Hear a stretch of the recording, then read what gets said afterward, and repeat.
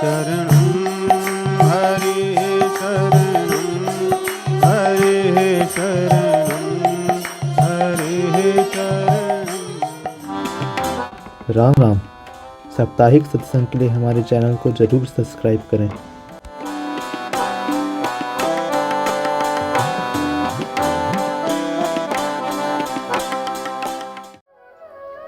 आप सभी को राम राम। चलिए आज का प्रवचन कथा हम सभी के लिए बहुत विशेष है। इसमें हम चर्चा करेंगे कि मानव जीवन का उद्देश्य क्या है। पिछले सप्ताह में हमने देखा कि प्रारब्ध जो संचित कर्मों में से निकल कर आता है, जिसको हम भोगते हैं सुख या दुख के रूप में। क्रियमाण कर्म, कर्म क्या है, अकर्म क्या है, और निषिद्ध कर्म क्या है, विकर्म, जिसको नहीं करना चाहिए। और कर्म ऐसी चीज है कि इसको किए बिना कोई व्यक्ति रह ही नहीं सकता, क्योंकि जीवन का उद्देश्य कुछ भी हो, कर्म करना पड़ता है उसके लिए। उद्देश्य किसी व्यक्ति का कुछ भी हो सकता है, परंतु करता है उसके लिए तो कर्म ही। इसलिए कर्मों को समझना और अपने उद्देश्य को जानना, ये दोनों बहुत महत्वपूर्ण है, विशेष करके मानव के लिए, मनुष्य के लिए। पशु भी कर्म करते हैं, कुछ ना कुछ तो करते ही हैं। खड़े रहते हैं, बैठते हैं, सोते हैं, चलते हैं, दौड़ते हैं, भागते हैं, चरते हैं। कर्म तो होता ही है उनका भी। मनुष्य भी उस तरह के ही कर्म करता है, कुछ न कुछ खाता है, पीता है, सोता है, लेकिन उसका उद्देश्य क्या है? और प्रायः संसार के सभी लोग इन क्रियाओं को करते हैं, और सबका उद्देश्य कुछ न कुछ तो होगा ही, इसीलिए सभी व्यस्त ही हैं। छोटे बच्चे से लेके जो बूढ़े हो चुके वो भी व्यस्त हैं, किसी न किसी काम में व्यस्त हैं। व्यस्तता तो है ही है, और होनी भी चाहिए। कोई व्यक्ति व्यस्त ना हो तो अच्छी बात नहीं है, तब उसका आचरण व्यवहार हो सकता है बदल जाए, बुरा हो जाए। इसलिए व्यस्त तो रहना चाहिए, परंतु किन कामों में व्यस्त, इतनी व्यस्तता किस लिए, उद्देश्य क्या है, क्या पाने के लिए? इस प्रश्न से या इस प्रश्न के उत्तर से प्रायः लोग अनभिज्ञ होते हैं। उनसे पूछा जाए कि आप इतना व्यस्त क्यों हैं, तो आदमी उत्तर नहीं बता पाता। हो सकता है कोई कहे कि मैं धन कमाने के लिए व्यस्त हूं, तो ठीक है, धन कमाकर क्या करोगे? चलो मैं ये चीजें खरीदूंगा, आपके पास तो पहले से ही है, तो फिर क्या करोगे? आपको तो एक ही की आवश्यकता है, आपने 10 क्यों खरीद रखा है? फिर क्यों कमा रहे हो? तो इस प्रकार यदि हम प्रश्न पर प्रश्न करते जाएं, तो एक समय के पश्चात मनुष्य के पास उत्तर नहीं होता कि वो किस लिए व्यस्त है, लेकिन व्यस्त तो है। इसलिए यदि हमें पता चल जाए कि हमारे जीवन का उद्देश्य है क्या, वास्तव में किसके लिए हमें व्यस्त होना है, तो हमारे अंदर गुण तो हैं ही कर्म करने के, व्यस्त होने के। उन गुणों का सही उपयोग हो जाएगा, बस अंतर इतना ही है। कर्म हम तब भी करेंगे उद्देश्य को जानने के पश्चात, और उद्देश्य को न जानने पर भी कर्म करेंगे, उसमें कोई परिवर्तन नहीं होगा। परंतु उद्देश्य को जान लेने से व्यक्ति उद्देश्य तक पहुंच जाता है, और न जानने से भटकता रहता है। तो पिछले सप्ताह हमने देखा कि प्रारब्ध जैसा होता है वो व्यक्ति को भोगना ही पड़ता है। बिना भोगे प्रारब्ध मिटता नहीं, चाहे वो सुख के रूप में आए तो और दुख के रूप में आए तो, दोनों भोगना ही पड़ता है, सहना पड़ता है। प्रायः देखने में ऐसा लगता है, सामान्यतः लोग सुख जो प्रारब्धवश मिलता है उसको अपनी मानते हैं कि अपना किया हुआ है सब, इसलिए सुख आकर चले जाता है, उन्हें पता नहीं चलता। परंतु जब दुख आता है तो आदमी पूरी दुनिया सिर पे उठाकर लेकर घूमता है, भगवान को आरोपित, किसी न किसी व्यक्ति को आरोपित कि भाई ये तुम्हारे ही कर्मों का फल है, मेरा नहीं है कुछ इसमें। क्योंकि वो प्रारब्ध पर विश्वास ही नहीं करता।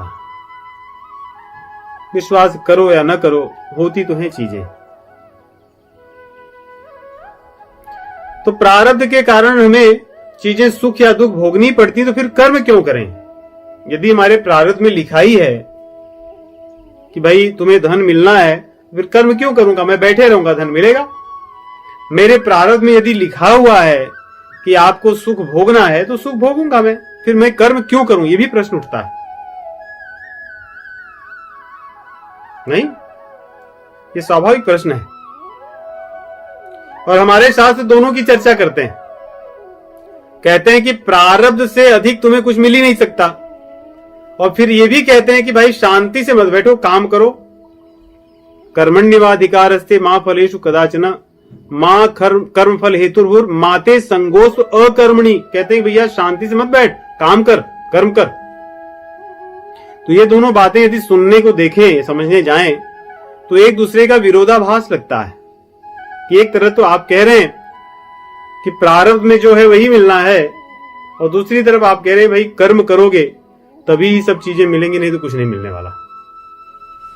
तो फिर इनको कैसे समझें? हमारे शास्त्र भी ये दोनों बातें कहते हैं, रामचरितमानस भी दोनों बातें कहता है।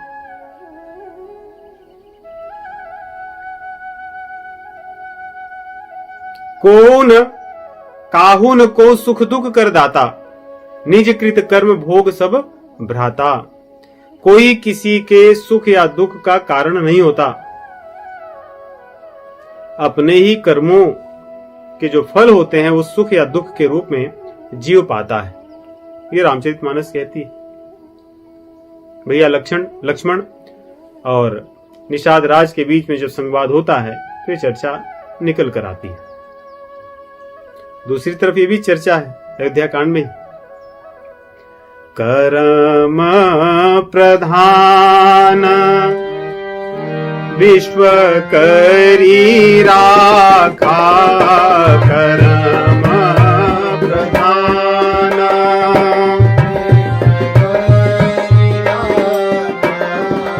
जो जस करई सो तस फल चाखा।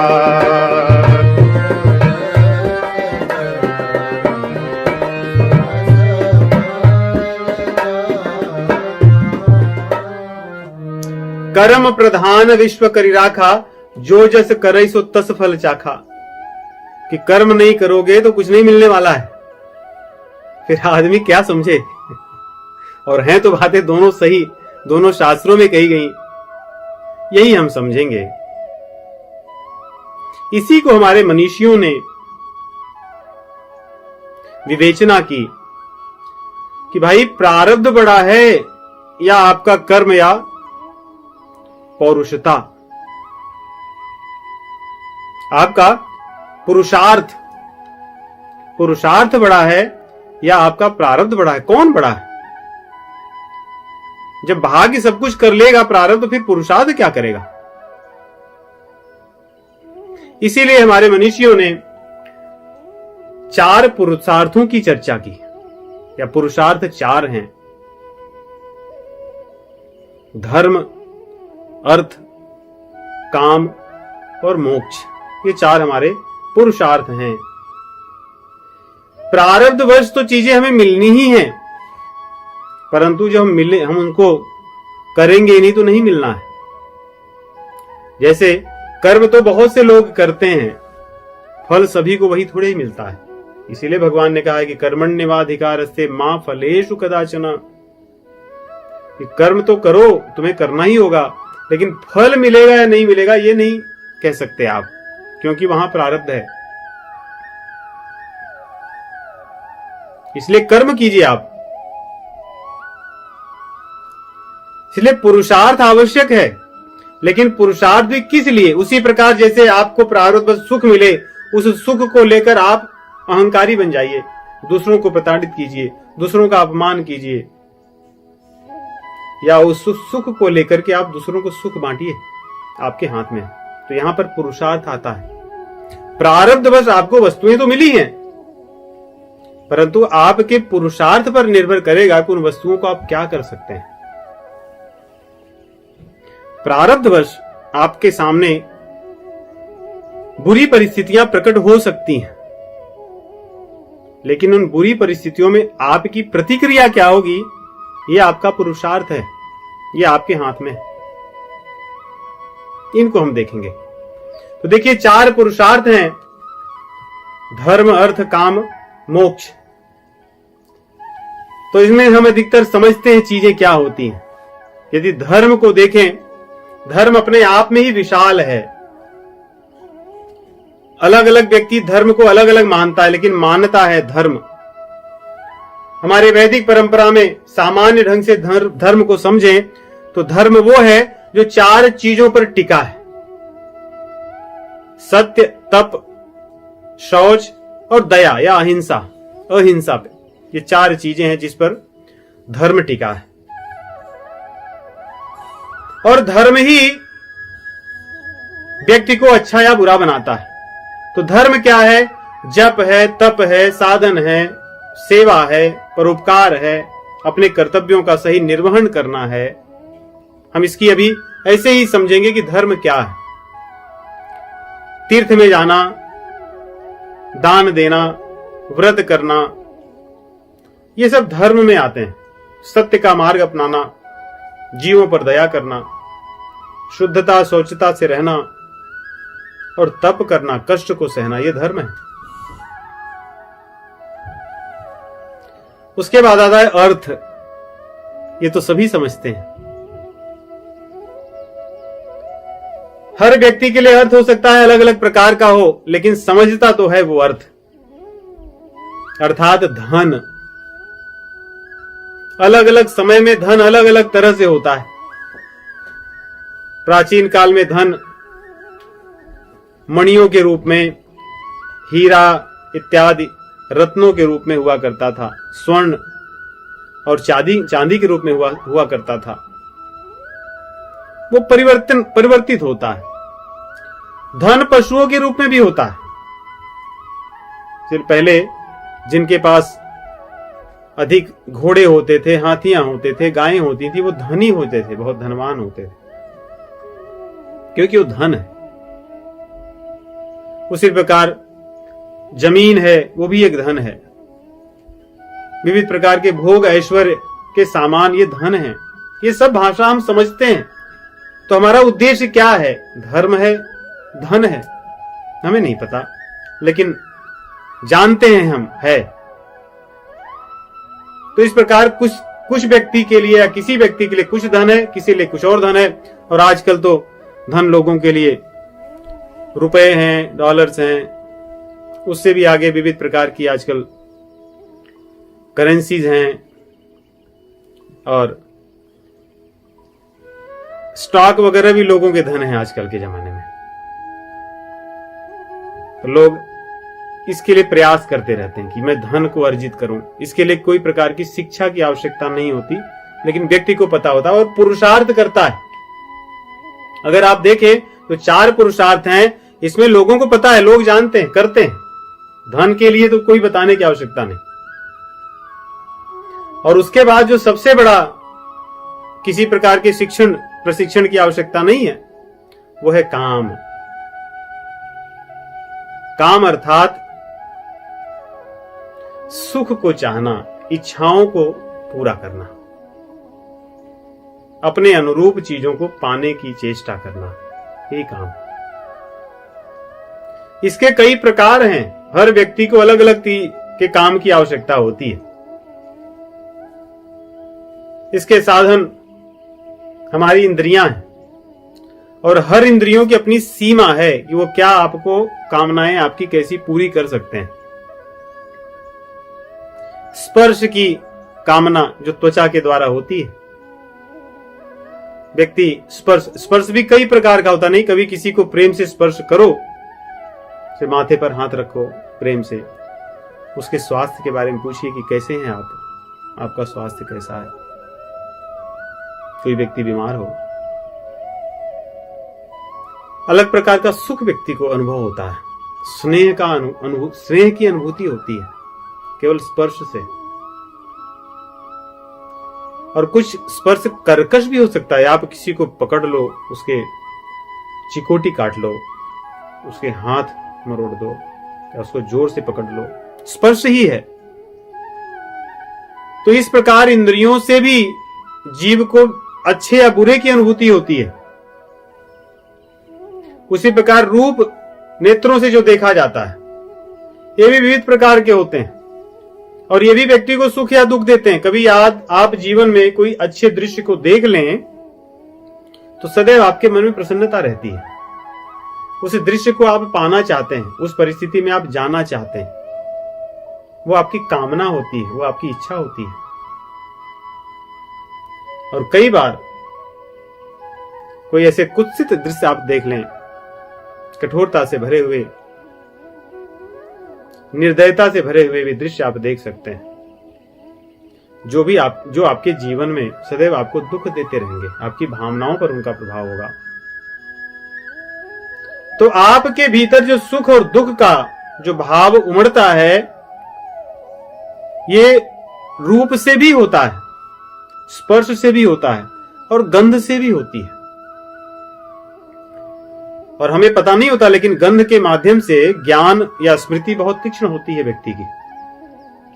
यदि किसी एक प्रकार की गंध से आप किसी परिस्थिति में रहे हो, वो गंध आपको जहां भी पता चलेगी, आपको तुरंत उस परिस्थिति की अनुभूति होगी, सुख या दुख का जो भी होगा। कई बार ऐसे भी देखने को आता है, कुछ ऐसे भी लोग हैं कि जो खाते ऐसी प्रकार की चीजें कि अगर वो बोतल खोलें, डब्बा खोलें, तो हो सकता है कि कुछ व्यक्ति वहां बेहोश अचेत होकर गिर भी जाएं, परंतु उनको अच्छा लगता है, कितना अच्छा है, कितना स्वादिष्ट है, कितना बढ़िया होगा।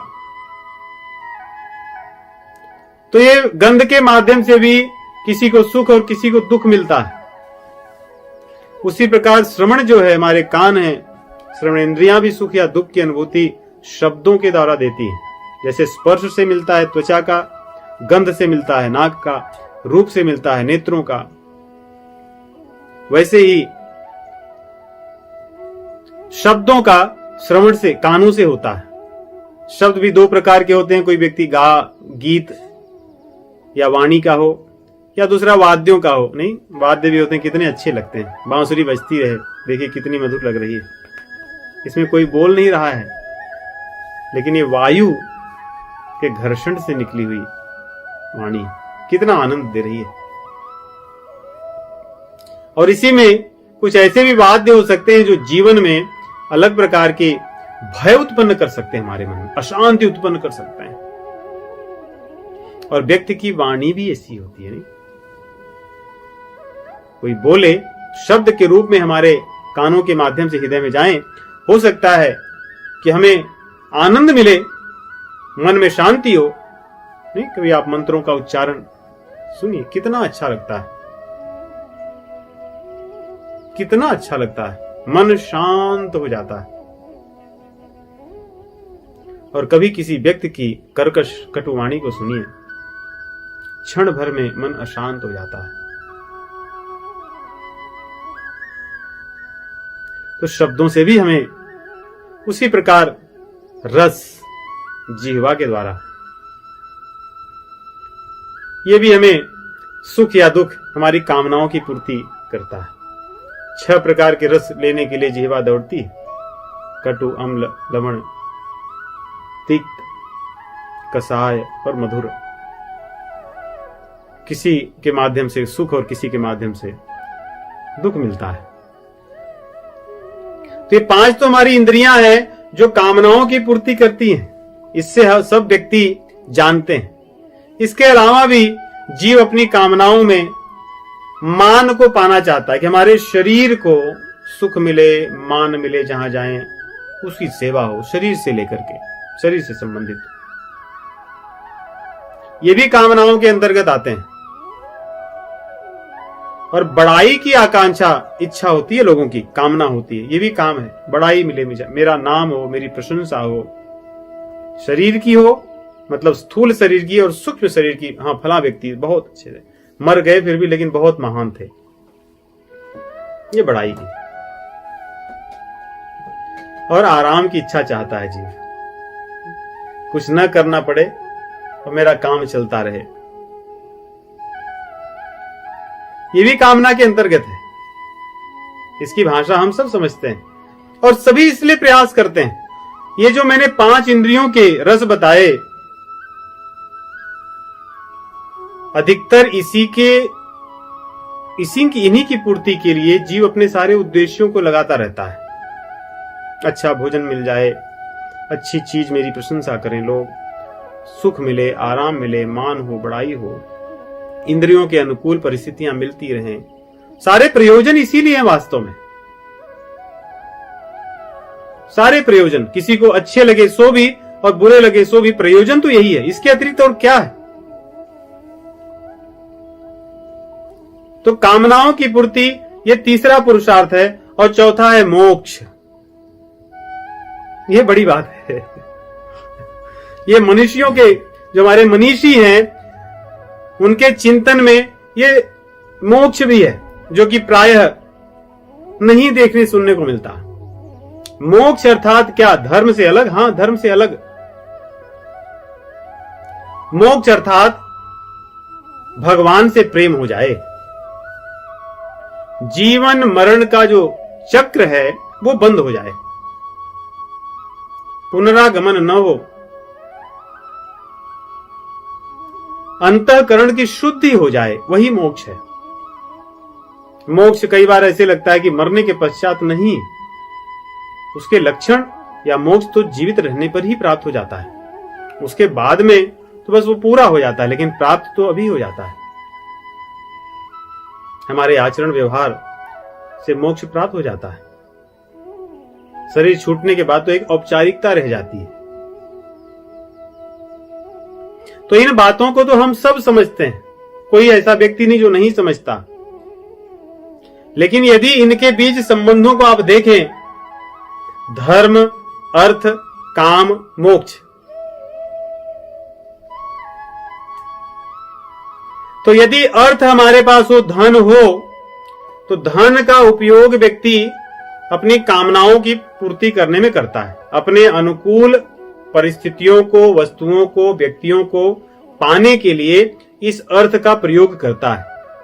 इसके लिए कोई प्रशिक्षण की आवश्यकता नहीं होती, यह पुरुषार्थ है, सब लोग इसमें लगे। तो प्रायः लोगों का उद्देश्य क्या है कि हम अर्थ को प्राप्त करेंगे और उस अर्थ के माध्यम से हम अपनी कामनाओं की पूर्ति करेंगे। ये सामान्य मानवी का उद्देश्य यही देखने सुनने को मिलता है। और ये नास्तिक लोग भी इस बात को समझते हैं। जो हमारे ये 4 पुरुषार्थों की चर्चा की गई है, यदि चारों को कोई न समझे, 2 या 2 से अधिक 3 को तो सब समझते हैं। जो भगवान मार्ग में न लगे हुए भगवत विमुख लोग हैं, वे भी धर्म, अर्थ और काम तीनों को समझते हैं, तीनों को मानते हैं, यदि हम उन्हें अच्छे से समझाएं तो। क्योंकि अर्थ और काम ये तो कोई नहीं आपको रोक सकता, सब जानते हैं कि चाहिए। परंतु इसकी विडंबना क्या है, आपके पास अर्थ कितना भी हो, सोचिए, आपके पास अर्थ कितना भी हो, काम उसको खा जाएगा और पूरा तो भी नहीं पड़ेगा। तो ये प्रकार से एक चक्र बना हुआ है। आप अर्थ कितना भी ले आइए और काम में लगे हो, अर्थ काम, अर्थ काम, ये चक्र कभी रुकने वाला नहीं, सदैव चलेगा। क्योंकि कामनाओं में इतनी शक्ति है कि वो असीम अनंत अर्थ को खा जाएं। अब जो थोड़े बुद्धिमान लोग हैं, वे लोग धर्म को भी मानते हैं कि हम धर्म के मार्ग पर चलेंगे, एक या धर्ममय काम करेंगे। जैसे अधिक दान देने से अधिक धन की प्राप्ति होती है, ये लोग जानते हैं और जिनको इसका लाभ मिल गया है वे लोग करते हैं इसका प्रयोग। बड़े बड़े यज्ञ अनुष्ठान करने से धन की प्राप्ति होती है, लोगों को पता है, इसलिए लोग बड़े बड़े धर्म यज्ञ अनुष्ठान करते हैं। विविध प्रकार की सेवा, विविध प्रकार के व्रत क्यों कर रहे हैं लोग? क्योंकि उनको पता है कि इसके पहले भी इसके माध्यम से धन मिला है लोगों को, कामनाएं पूरी हुई हैं, अब भी मिलेगा और कामनाएं पूरी होंगी और होती हैं सभी की। इसलिए हमारे वैदिक परंपरा में कितने व्रत हैं। आदमी व्रत करता है, कष्ट सहता है, तप करता है, फिर उसका फल पाता है। अगर मान लो न मिलता फल तो क्या लोग करते क्या आज तक? जिस चीज से उन्हें जो नहीं मिलता उन चीजों को छोड़ दिए। नहीं मिलता अर्थात जो नहीं दिखता।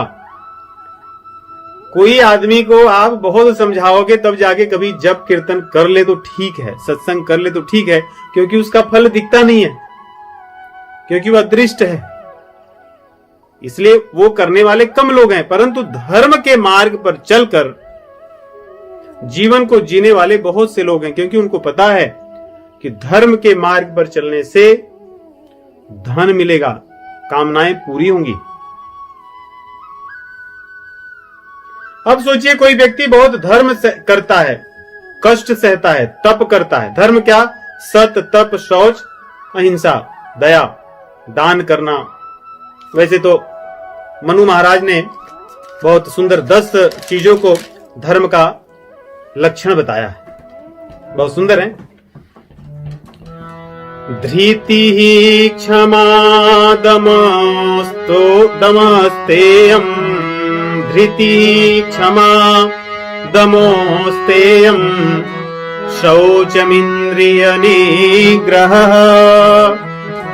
धीर विद्या सत्यम क्रोधो, दशकम धर्म लक्षणम। मनु जी कहते हैं धृति ही अर्थात धैर्य हो, धारण करने की क्षमता, कष्ट सहने की क्षमता, उसको धृति कहते हैं। क्षमा का भाव हो, दम हो अर्थात अपनी इंद्रियों का दमन करने की क्षमता हो, और दूसरों का हड़पने का गुण न हो, अन्यायपूर्वक दूसरों की चीज न लें, धन का हम दूसरों से न खींच लें। शौच अर्थात पवित्रता हो, तन की मन की आंतरिक और बाह्य शुद्धि हो, और मन का निग्रह हो, इंद्रिय निग्रह, सभी इंद्रियों का निग्रह अर्थात मन का निग्रह हो। सत्य, अक्रोध, धीहि, धी अर्थात होता है विवेक, और विद्या। मूर्ख न रहे हम। विद्या होना यह धर्म है, विवेक होना यह धर्म है। कई बार हमारी दृष्टि वहां नहीं जाती, परंतु यह धर्म है। मनु जी कहते हैं कि यही धर्म है। इस धर्म के पालन करने से जीव को धन की प्राप्ति होती है, अर्थ की, और कामनाएं पूर्ति होती हैं। लेकिन अगर आप ध्यान से देखें तो ये कैसा है धर्म, अर्थ, जो कि कामनाओं को पूरा करने में खत्म हो जाता है। आप खूब धन कमाए, सारी कामनाएं उसको खा गई। आपने बहुत धर्म के कार्य किए, उससे आपकी कामनाएं पूरी हुई, धर्म भी खत्म हो गया, क्योंकि आपने जो कमाया था समाप्त हो गया। या धन कमाने से, धर्म के मार्ग चलने से धन भी मिलता है, और वो धन फिर आपकी कामनाओं में खत्म हो गया। तो इस प्रकार विवेक से अगर देखें तो सारा जो हमारा धर्म है, वो हमारा अर्थ है, वो सारी की सारी चीजें कामनाएं खा जाती हैं। इसीलिए भगवान ने कहा है कि ये कामनाएं बड़ी खाने वाली हैं। नहीं, भगवत गीता में 3 अध्याय में, काम एष क्रोध एष रजो गुण समुद्भवः, महाशनो अर्थात बहुत खाने वाली है, महाशनो महापाप्मा विद्येनमिह वैरिणम्। इसीलिए भगवान ने कहा कि ये महाशनो, कामना जो है बहुत खा जाएगी, पूरे धर्म को खा जाती है और पूरे अर्थ को खा जाती है। फिर भी क्या पूरी हो जाती है? अगर हो जाए तो चलो ठीक है भाई, पूरी हो गई, आपने पूरे धर्म को लगा दिया, पूरे धन को लगा दिया, और आपको जो उद्देश्य था वो उद्देश्य आपको मिल गया। तभी भी उद्देश्य तो नहीं मिलता। अगर मिल जाए तो अच्छी बात है, लेकिन तब भी तो किसी व्यक्ति ने आज तक नहीं कहा कि मैंने सारे धर्म को, सारे धन को लगा करके अपनी इच्छाओं को पूरी कर लिया। वो यही कहता है कि अभी इतनी चीजें बाकी हैं, ये शेष रह गया है, ये हो जाता तो, ऐसा हो जाता तो। अर्थात जो आपका उद्देश्य है यदि कामना, तो आपकी उद्देश्य तो गलत है, क्योंकि कभी पूरा नहीं होने वाला। इसलिए भगवान भगवत गीता में ही कहते हैं कि बहुत ही भयंकर है कामना, क्योंकि ये ऐसे ढकती है, जैसे कोई व्यक्ति बैठा हो, उसको काले कपड़े से उसका मुख ढक दीजिए आप, वो कुछ देख ही नहीं पाएगा। वैसे ही कामना है, काले कपड़े से जैसे व्यक्ति की आंख ढक जाने पर कुछ नहीं दिखता, वैसे ही विवेक को ढक देती है, कुछ नहीं देखने देती, अंधा कर देती है, व्यक्ति को अंधा कर देती है। मोहन अंध कीन केहि केहि, इसे गोस्वामी जी कहते हैं कि मोह ने किसको अंधा नहीं किया, अंधा कर देता है। इसलिए भगवान कहते हैं आवृतम ज्ञानमेतेन ज्ञानिनो नित्यवैरिणा कामरूपेण कौन्तेय दुष्पूरेणानलेन च। ये कभी पूरा होने वाली नहीं है। अर्जुन को कहते हैं कौन्तेय, अपनी माता का ध्यान कीजिए, जिन्होंने कामनाएं नहीं की, ये कभी नहीं पूरी होगी। आप अपने सारे अर्थ को लगा दीजिए, आप अपने सारे धर्म को लगा दीजिए, एक नहीं करोड़ों जन्म लीजिए, लेकिन आपका ये उद्देश्य कभी पूरा नहीं हो सकता, क्योंकि ये दुष्पूरेण अनलेन च। जैसे आग को जलाकर उसमें आप घी डालते रहिए और बैठ करके बगल में खूब प्रार्थना कीजिए, जप कीजिए कि प्रभु आग बुझ जाती तो अच्छा था, मेरी इच्छा है कि आप आग बुझ जाती।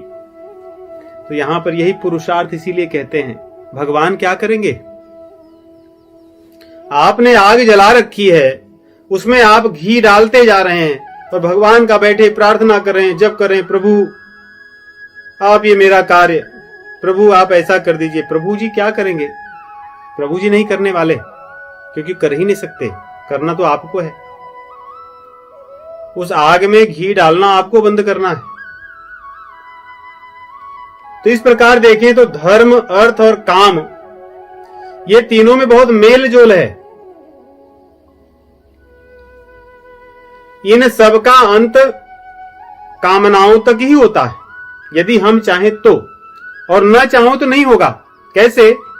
मान लो किसी व्यक्ति के पास बहुत धन है, उस धन का उपयोग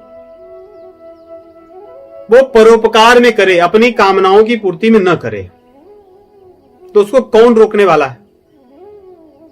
यहां पे प्रारब्ध और पुरुषार्थ को समझिए कि प्रारब्ध से किसी के पास बहुत धन आ गया, बहुत धन है, या पुरुषार्थ से आ गया, उसका प्रयोग अपने पुरुषार्थ के माध्यम से अपनी कामनाओं को पूरा न करे, सेवा में लगाए, उसको कोई नहीं रोक सकता, भगवान भी नहीं रोकेंगे।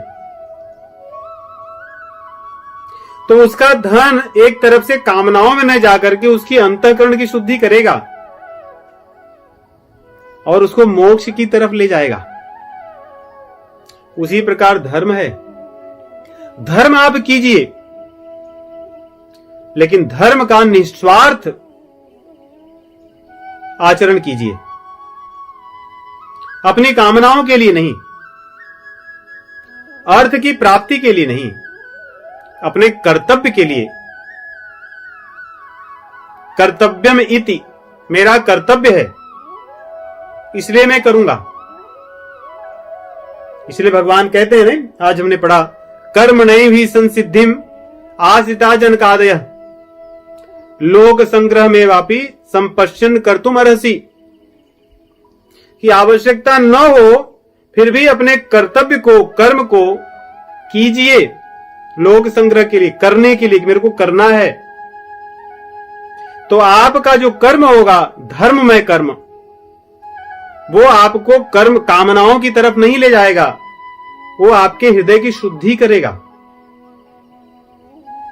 आपके भीतर भोगवाद न बढ़ा करके योग बढ़ाएगा, जिससे आप भगवान की तरफ जाएंगे, आप मोक्ष की तरफ जाएंगे।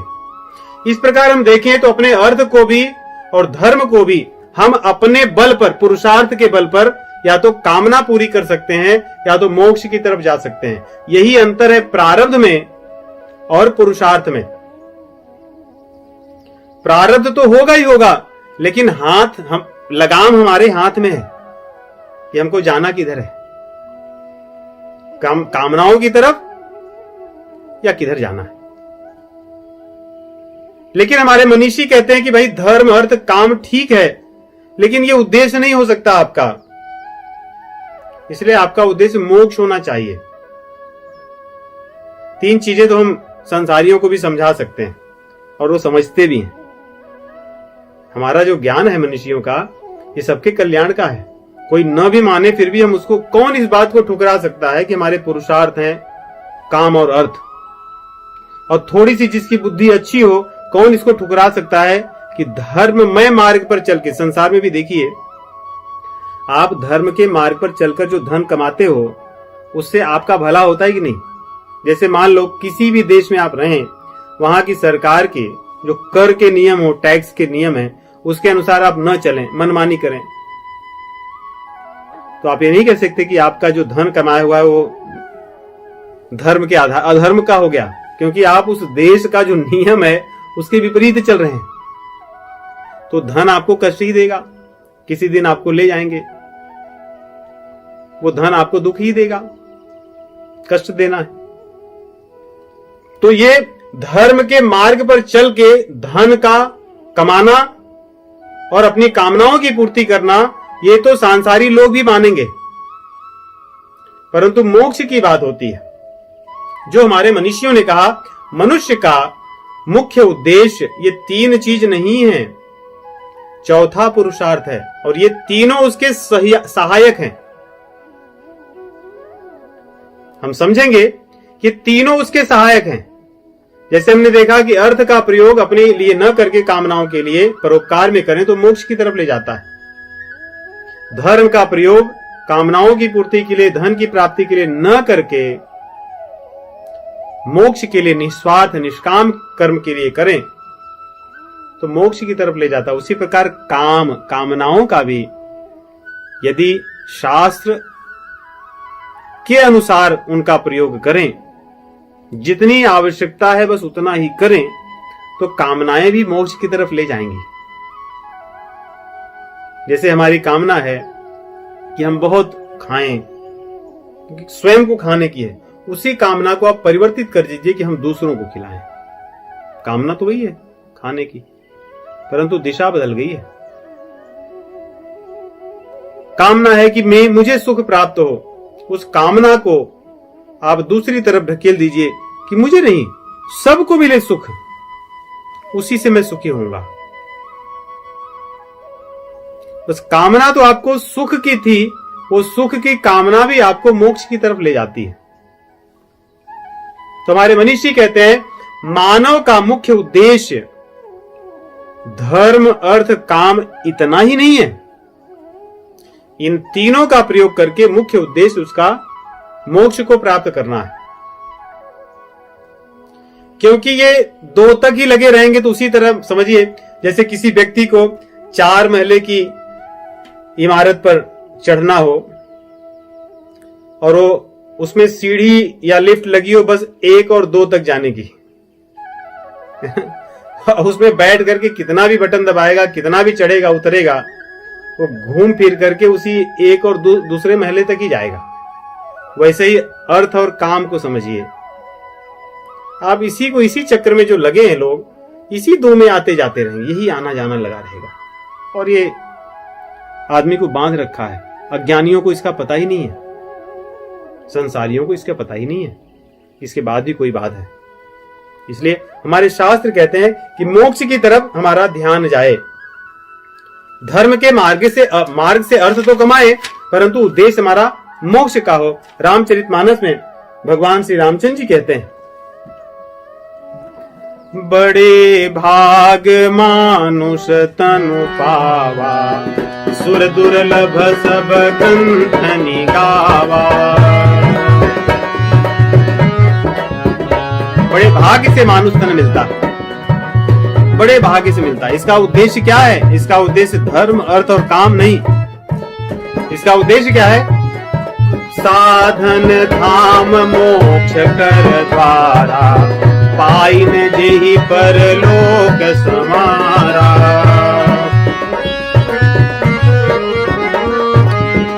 इसका उद्देश्य मोक्ष के द्वार तक ले जाने का है जीव को। और यदि हम ऐसा नहीं करेंगे तो क्या होगा? अर्थ कमाते रहे, कामनाओं को पूर्ण करते रहे और धर्म के मार्ग पर भी चलते रहे तो क्या होगा? अंत में सिर पीट पीट कर पछताएंगे और किसी न किसी को ढूंढते रहेंगे कि किसके ऊपर आरोप मढ़ दें अपना। मेरा सब कुछ अच्छा चल रहा था इनके कारण, ये ऐसा न किए होते, ये ऐसा न बोले होते।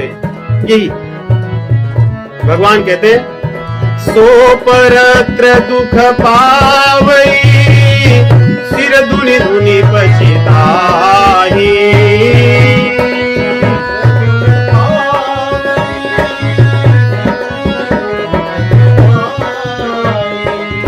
काल ही कर्म ही ईश्वर ही, मिथ्या दोष लगाई।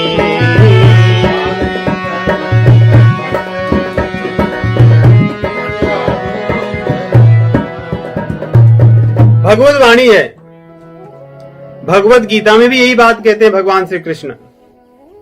कहते हैं जो जीव है उसका उद्देश्य धर्म, अर्थ और काम में लगे रहना नहीं है। इसके पहले तो कह चुके कि महाशनो महापापमा। लेकिन उसी प्रकार भगवान ये भी कहते हैं ये सब चीजें बड़ी, जिसको कहते हैं कि बड़ी अच्छी लगती है देखने में, कि एकदम बढ़िया से सब कुछ बनाए रहो, उसका कुछ अर्थ ना हो। कहते हैं वैसे ही जीव का है, खूब बढ़िया से धर्म करता रहे, खूब धन कमा लिया, बड़ी बड़ी चीजें ले लिया, सब एकदम अच्छा लग रहा है। भगवान उसको कहते हैं याम इमाम पुष्पिताम वाचम प्रवदन्ते विपश्चितः। कहते हैं कि जो व्यक्ति इन्हीं चीजों में लगा रहता है, अपनी कामनाओं को पूरा करने में, ऐसे ही समझिए जैसे एकदम फूल वाली पुष्पित वाणी वाली हो, कि बढ़िया मीठा मीठा बोलते रहो और पीछे अंत में विष हो, वैसी हाल है। याम इमाम पुष्पिताम वाचम प्रवदन्ते विपश्चितः, वेदवादरता पार्थ नान्यदस्तीति वादिनः। कामात्मानः स्वर्गपरा जन्म कर्म फल प्रदाम, क्रिया विशेष बहुलाम भोग ऐश्वर्य गतिम प्रति। भोग और ऐश्वर्य में जो लगे हैं, भोग और ऐश्वर्य के लिए जो अपनी अर्थ का और धर्म का प्रयोग करते हैं, भगवान कहते हैं कि वे लोग, उनकी बुद्धि संकुचित है, छोटी, वे बार बार इसी में लगे रहेंगे। उन्होंने वास्तव में जिसके लिए शरीर मिली है, जिसके लिए सब कुछ मिला है, उसका प्रयोग उपयोग भरपूर नहीं कर रहे हैं। तो हमारे मनीषी कहते हैं कि मानव जीवन का मुख्य उद्देश्य मोक्ष को प्राप्त करना है। मोक्ष के बाद की भी बात हमारे भक्त भागवत कहते हैं, उसको हम बाद में समझेंगे। परंतु एक बहुत सुंदर बात भागवत पुराण में आती है इन पुरुषार्थों को लेकर। जैसे हमें लगता है कि चलो ठीक है, धर्म के आधार पर हम अपना जीवन जिए, उससे धन कमाएं और अपनी कामनाओं की पूर्ति करें, बात अच्छी लगती है कितनी नहीं, कि धर्म के आधार पर जीवन चलाएं, उससे हमारी कामनाएं पूरी होती रहेंगी, अच्छा अच्छा धन मिलता रहेगा और उस धन से भी अपनी कामनाओं को पूर्ति करते रहें, तो ठीक है, इसमें बुरा क्या है, सब ठीक ही है। परंतु भागवत पुराण में कहते हैं कि नहीं, ये अच्छी बात नहीं है। तो कहते हैं फिर धर्म, कहते हैं सब चीजों का, धर्म का उद्देश्य, या उसके पहले हम अगर चीज देखें, एक चीज कि 4 में से हम 2 भाग बांट सकते हैं। 4 में से जैसे धर्म है वो आपको मोक्ष दिलाता है और अर्थ जो है वो आपको कामनाओं की पूर्ति करता है। इस प्रकार अगर देखें तो काम और मोक्ष ये दोनों किसी के माध्यम से दिए जाते हैं। जो अर्थ है वो आपकी कामनाओं को देता है, या धर्म भी आपकी कामनाओं को देता है। उसी प्रकार मोक्ष को भी देखें, ये भी किसी के माध्यम से, विशेष रूप से धर्म के माध्यम से प्राप्त होता है। इसमें दो श्रेणी है, एक जो फल के रूप में है और दूसरा जो कर्म के रूप में, प्रयास के रूप में। भागवत पुराण में बड़े सुंदर ढंग से कहते हैं आरंभ में, धर्मस्य ह्यापवर्गस्य नार्थोऽर्थायोपकल्पते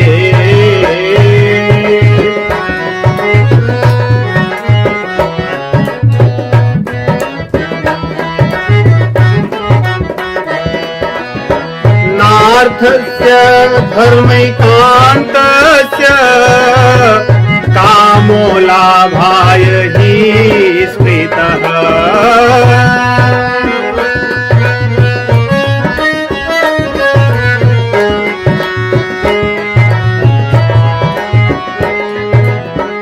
कामस्य नेन्द्रिय प्रीतिर् लाभो जीवेत यावता।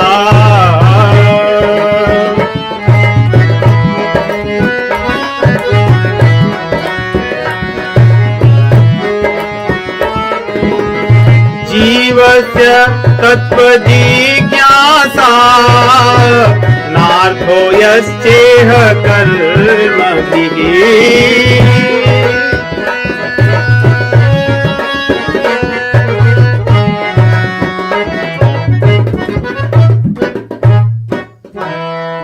धर्मस्य ह्यापवर्गस्य, कितनी बात करें, धर्मस्य ह्यापवर्गस्य, धर्म का केवल और केवल प्रयोजन अपवर्ग है, अर्थात मोक्ष है, और कोई काम नहीं है। धर्म का प्रयोजन अर्थ को पाना है नहीं, ऐसा कह रहे हैं भागवत पुराण में। धर्म का केवल और केवल ही शब्द अर्थात केवल उसका प्रयोजन मोक्ष के लिए होना चाहिए, धर्म का, अर्थ को पाने के लिए नहीं। आगे कहते हैं नार्थस्य धर्मैकान्तस्य कामो लाभाय हि स्मृतः, और अर्थ किसके लिए हो? कहते हैं अर्थ का प्रयोग धर्म के लिए होना चाहिए। जो हमारे पास अर्थ हो उसका प्रयोग धर्म के लिए हो, न कि कामो लाभाय हि स्मृतः, कामनाओं के लिए नहीं होना चाहिए, कामनाओं की पूर्ति के लिए नहीं होना चाहिए। कठिन है नहीं? भागवत पुराण हमारे कल्याण के लिए कह रहा है कि धर्म का प्रयोग कामनाओं के लिए मत कीजिए, अर्थ को पाने के लिए मत कीजिए, उसको मोक्ष के लिए कीजिए। और जो आपके पास अर्थ है उस अर्थ का प्रयोग धर्म के लिए कीजिए, धर्म को बढ़ाने के लिए। वैसे धर्म से अर्थ बढ़ता है, शास्त्र कहते हैं कि धर्म से अर्थ बढ़ता है। इसलिए गोस्वामी जी कहते हैं कि सुख चाहि मूढ़ न धर्म रता, मति थोरी कठोरी न कोमलता। कि मूर्ख है आदमी, धन चाहता लेकिन धर्म नहीं करता, अर्थात धर्म से धन मिलता है, लेकिन भागवत कह रही है कि जो आपके पास धन है उसका प्रयोग धर्म के लिए कीजिए, अपनी कामनाओं की पूर्ति के लिए नहीं कीजिए। और कामनाएं किस लिए करें? जैसे हमने देखा कि कामनाएं क्या हैं, 8 तरह के सुख हैं, 5 प्रकार की इंद्रियों के, उसके बाद में मान है, बड़ाई है, आराम है, इत्यादि 8। तो कहते हैं जो हमारी कामनाएं हैं, कामस्य नेन्द्रिय प्रीति ही, इंद्रियों के सुख के लिए कामनाएं न हो तो फिर किस लिए कामनाएं हो? जीवेत यावता, जिससे जीवन चल जाए, जिससे हम जीते रहें। जैसे कई बार कहते हैं कि हम किसी से पूछो कि आप खाने के लिए जी रहे हैं, जीने के लिए खा रहे हैं, तो भागवत पुराण कह रही है केवल जीने भर के लिए जो कामनाएं आवश्यक है उतना ही कीजिए, बाकी कामनाओं को इसमें मत लगाइए आप। तो फिर जिए किस लिए? नहीं, जब आप कह रहे हैं कि कामनाएं इंद्रियों की प्रीति के लिए नहीं करें, केवल जीने भर के लिए करें तो जब जिएंगे रूखा सूखा जीवन तो फिर वो जीना किस लिए? तो भागवत पुराण कह रही है इस प्रकार का जीना, जीवस्य तत्व जिज्ञासा नार्थो यश्चेह कर्मिभिः। तत्व जिज्ञासा के लिए हो, तत्व ज्ञान के लिए हो, भगवत ज्ञान के लिए हो जीवन। ये क्रम बड़ा सुंदर है। और ये कब कहते हैं? आरंभ में। ऐसा नहीं कि बहुत अंत में कहते हैं, आरंभ में यही आवश्यकता है। ये जानेंगे जब हम तो मोक्ष को प्राप्त कर सकते हैं। और इस प्रकार कोई कठिन चीज नहीं है। ऐसे जीने वाले हमने लोगों को देखे हैं और हमारे पहले के लोग जीते थे। भावनाएं ऐसी होनी चाहिए। देखिए कई बार हमें ऐसा लगता है कि वो समय अलग था। समय कुछ भी हो, भावनाएं थोड़ी ही बदलती हैं, परिस्थितियां बदलती हैं, धन संपत्ति वैभव आश्रम बदलते हैं, भावनाएं नहीं बदलती। भावनाएं तो वैसी ही रहती हैं। भावनाएं तो मधुर हों, प्रेम की हों, कर्कश हों, कठोर हों, पारुष्यता हो, आर्दव हो, ये तो नहीं बदलते। ये तो वैसे ही रहते हैं, किसी भी देश में हो, किसी भी काल में हो। इस प्रकार यदि हम अपनी भावनाओं को मोक्ष के लिए तैयार करेंगे तो अपने आप हमारी जो कामनाएं हैं वो इंद्रियों के लिए नहीं होंगी, वो केवल जीवन जीने के लिए होंगी। जिसे हम लोग कहते हैं, कई बार लोग कहते हैं कि सादा जीवन उच्च विचार, सुन लिए हैं और ऐसे करते हैं लोग इस प्रकार के। ये वास्तव में सादा जीवन उच्च विचार यही है जो भागवत पुराण कह रही है। बाकी हम उसको जिस अर्थ में समझे वो अलग बात है, लेकिन है यही कि जो आपकी आवश्यकता है, अब व्यक्ति आवश्यकताओं में वहां पे अपना हिसाब किताब बना सकता है कि मेरी आवश्यकता होता है ना, कई लोगों मेरा ऐसे मुझे इसे करना है, मुझे नहीं अच्छा लगता, मैं नहीं करने वाला। तो ये आवश्यकता उस व्यक्ति की अपनी निर्धारित करता है, परिभाषित करता है, और वहीं पर उसकी चूक होती है, उसको पता होता है। देखिए आवश्यकता और भोग में जैसे ही ये बात विचार आए कि मेरा मन कहता है, मेरे मन को ऐसा लगता है, वहीं पर आवश्यकता से भोग में परिवर्तन होता है। बड़ा सरल है समझना। जैसे ही होने लगे कि हाँ ये ठीक है लेकिन मेरा मन, तो आप आवश्यकता से भोग में चले गए। इस प्रकार तो यहां पे सब चीजों का उद्देश्य मोक्ष की तरफ जाना, यही मनुष्य का उद्देश्य है। और मोक्ष के आगे की भी बातें हैं जो हम आगे कुछ अन्य जो विषय होंगे उन विषय के माध्यम से सीखेंगे, समझेंगे, क्योंकि इसमें उनको करेंगे फिर अधिक समय लग जाएगा। परंतु सर्वत्र यही बातें कही गई हैं कि हम अपने जीवन को इस प्रकार से निर्धारित रखें, नियमित रखें, कामनाओं को बढ़ने न दें कि वे हमें खींच ले जाएं और खा ले जाएं, सब कुछ खा ले जाएंगी। अब समझ में आता नहीं कि भगवान क्यों कहते हैं महाशनो महापापमा। ये सब कुछ खा जाने वाली, करोड़ों तुम्हारे जन्म खा जाएगी, लेकिन फिर भी खाकर भी शांत नहीं होगी। कभी कभी ऐसा होता है ना, चलो इतना हो गया तो ठीक है, अब तो हो गया पूरा, कहते तब भी इसको, ये बहुत पापी है,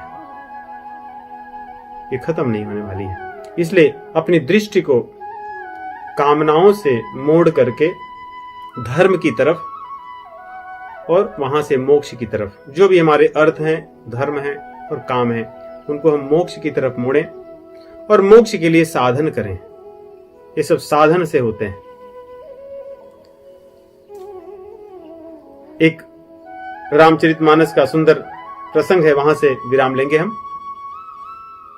भगवान श्री रामचंद्र जी से जब उनके गुरुदेव वशिष्ठ जी मिलते हैं, श्री रामचंद्र जी राजा बन चुके हैं, गुरुदेव उनसे मिलने के लिए आए और उनसे अपने मन की बात करते हैं कि मैं जानता हूं कि आप भगवान हैं, मैं आपके कुल में आया हूं, इसीलिए पुरोहिताई करने के लिए नहीं आया हूं, आपको देखने के लिए आया हूं, आपकी सेवा करने के लिए आया हूं, मेरे पिताजी ने मुझे बताया। तो वो कहते हैं कि सब चीजों का वास्तव में उद्देश्य सब चीजों का उद्देश्य भगवान की प्राप्ति है। बाकी सब चीजें व्यर्थ हैं। हम दान करें, जप करें, तप करें, व्रत करें, जो भी करना है कर लें। उन चौपाइयों को गाते हैं, बड़े सुंदर चौपाइयां। कहते हैं कि मैंने हृदय में विचार किया। गुरु वशिष्ठ जी कह रहे हैं कि मैंने अपने हृदय में विचारा है, जो मुझे आया है बता रहा हूं।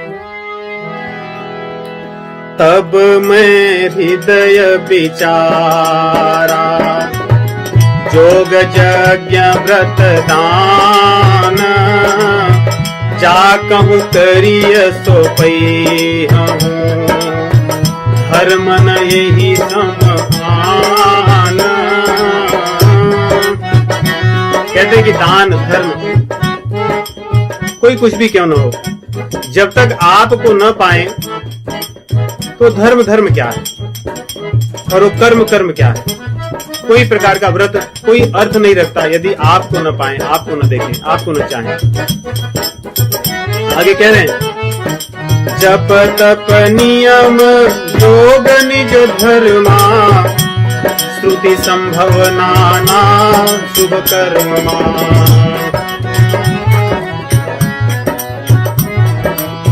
ज्ञान दयादम तीर्थ न जन, जहाँ लग धर्म कहत श्रुति सजन। धर्म क्या है? कह रहे हैं कि लोग और वेद भी यही कहते हैं कि धर्म क्या है? तीर्थ में जाओ, सेवा करो, दान करो, जप करो, तप करो, योग का मार्ग अपनाओ, शुभ कर्म करो, ज्ञान को अर्जित करो, इंद्रियों का दमन करो, शमन करो, दया दिखाओ, और जो पवित्र नदियां हैं वहां जाकर स्नान करो। यही सारे धर्म की बात मैंने सुना है, ऐसे भगवान से कह रहे हैं, और मैंने पढ़ा भी यही है। लेकिन आगम निगम पुराण अनेका, पढ़े सुने कर फल प्रभु एका। ये सब पढ़ने सुनने का प्रभु फल एक ही है, अगर वो न मिले तो सब व्यर्थ है। क्या है? तव पद पंकज प्रीति निरंतर, सब साधन कर यह फल सुंदर।